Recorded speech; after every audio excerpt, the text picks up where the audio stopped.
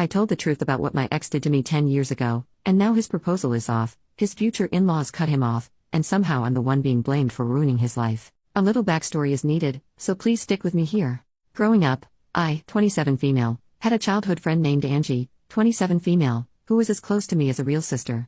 We'd spend entire weekends at each other's place, celebrated family events etc. from 6 years old till 18 years old. I even lived at her place in 2nd grade while my parents went to a nasty divorce. I learned to speak some Russian, as she is Russian, and she learned to speak some Spanish. Needless to say, her older brother and little sister were like a family to me. During our teenage years she had her 2 male best friends, one whom she started dating and another one, Nico, now 29, who was Russian as well, whom I started dating at 17. Growing up I had issues with a heart condition. I won't bore you with the details, but I had to take a lot of meds, but got healthier starting from 16. I didn't have to take them daily but only when my heart rate became irregular, but then immediately, as it would become extremely painful, my heart would cramp and I would start to hyperventilate. All my friends knew this, Nico included, and that I would black out if my meds got taken with alcohol. I didn't smoke much or drink much growing up as a result, since I was worried about my health and only did drink at home or in a safe setting. Legal drinking age is 16 here, and I only drank wine or beer if at all. I had my first time with Nico at 17, and when my parents stayed at a retreat 2 weeks later, he came over to have a date night. I did drink 1 glass of wine, but started having health issues later, resulting in me taking my meds and being unconscious. I was a bit sore the next morning but didn't think much about it. 2 weeks later, I'm informing Nico that I'm late on my period and he starts to panic, then he just blurts out, confessing he made love with me while I was unconscious that one night. We made love before, so he didn't think much about it.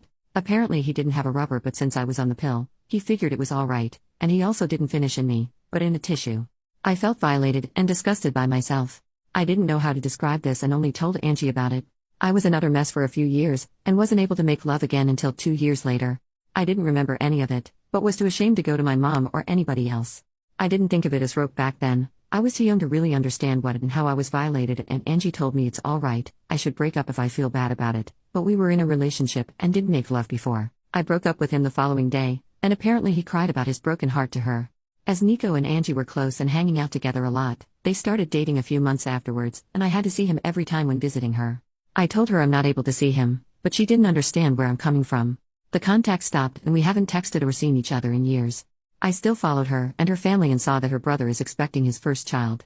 As I was extremely close with her family, I just commented on the Insta post expressing my gratitude when he reached out to me. I missed his wedding, but he wanted to ask if I would be interested in joining the baby shower, as it's been years and we've been extremely close before. He told me I was like a third little sister. I just asked if Nico will be attending as well, as Angie and him have been dating for 9 years now, and he said yes.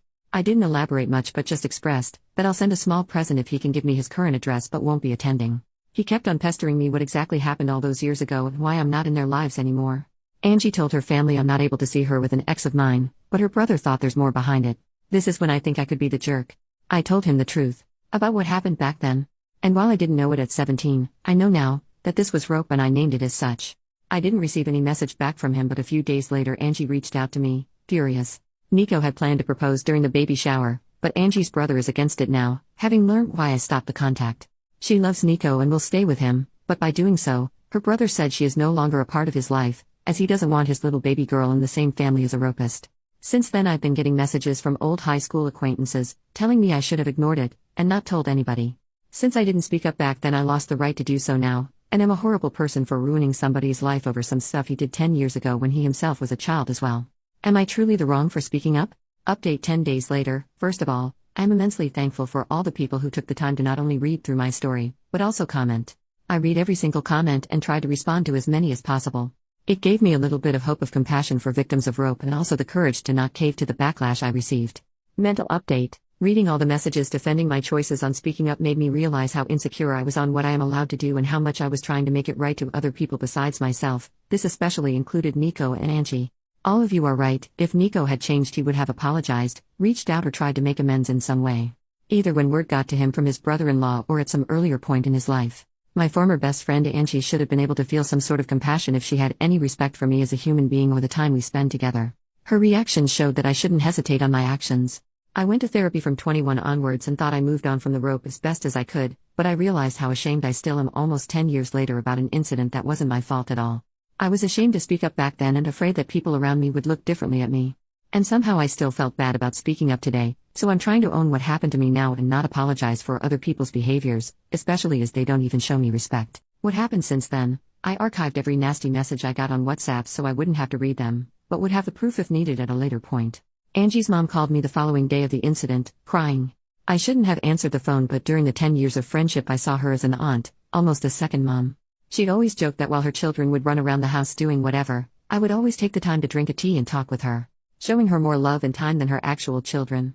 While she said she's sorry for what has been and for what I went through as a child, she couldn't believe that I would ruin Angie's happiness over something like that.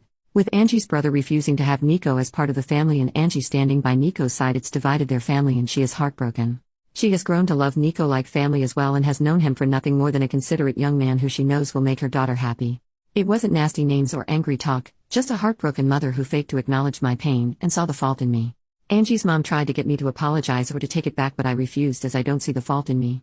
With everything that has happened, I believe that Nico hasn't changed and is just hiding it better somehow. He can see how people are standing by him and supporting his behavior so he won't have to change. And that is something I didn't want to indulge.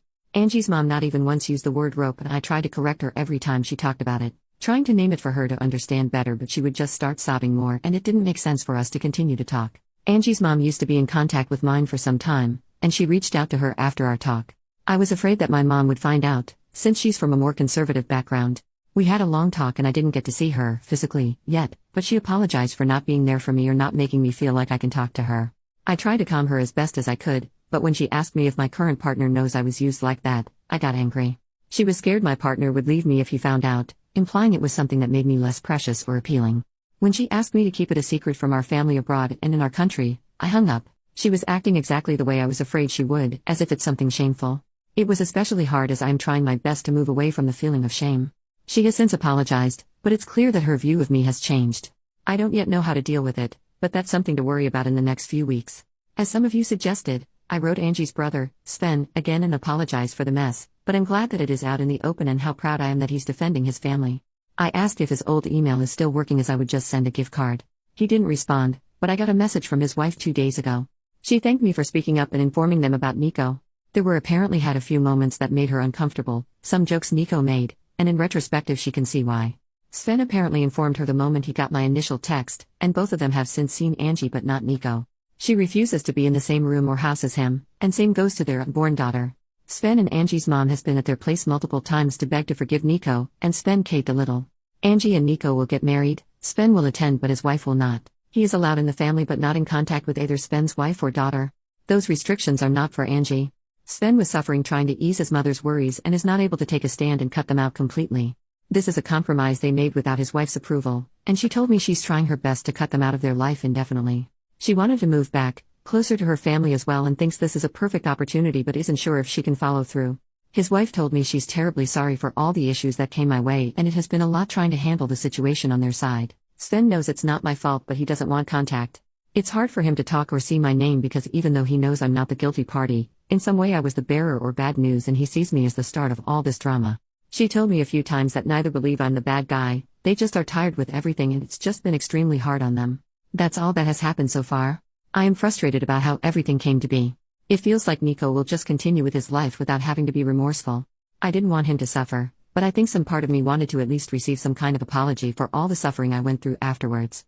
I'm having to deal with my mother and her changed shameful view on me, and even though I'm happy it's all out, it's extremely hard to stand by my choices. My partner and my best friends both have been my shoulder to cry on during this ordeal. Especially my best friend was enraged for me, and I am extremely grateful to have both by my side. Right now I'm just emotionally drained, but I'm sure it will be better once a few weeks passes.